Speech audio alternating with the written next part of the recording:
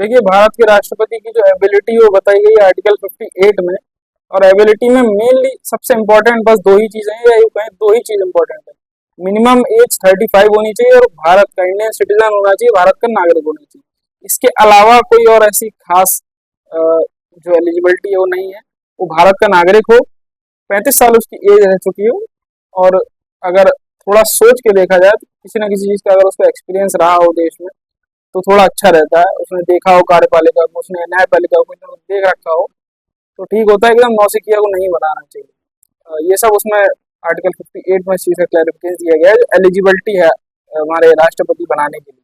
हम सभी जानते हैं कि उस समय जो स्थिति थी भारत की, खासकर पिछड़ा वर्ग और महिलाएं, तो किसी भी वर्ग की हो, वो बहुत ज्यादा पढ़ी लिखी नहीं होती थी। इसलिए जो शिक्षा का एबिलिटी है वो डॉक्टर भीमराव अम्बेडकर जी ने दूरदर्शी विचार रखते हुए इस चीज को क्लियर किया। और उसमें कहीं भी ये चीज उन्होंने नहीं डाली कि सांसद, विधायक, राष्ट्रपति, प्रधानमंत्री बनने के लिए शिक्षा का कोई क्राइटेरिया दिया। वो इसलिए नहीं दिया था क्योंकि उस समय उनको पता था क्या स्थिति है। और बहुत कम ऐसे लोग थे दलित समाज में जो पढ़े लिखे होते थे, थोड़ा बहुत ही पढ़े लिखे होते थे, क्योंकि वंचित रखा गया था उनको पूरी तरीके से। जो अपर कास्ट है उन सभी ने, और जो महिलाएं उनको तो पूरी तरीके से वंचित रखा गया था। वो सिर्फ चूल्हा चौका करने के लिए थी बेसिकली।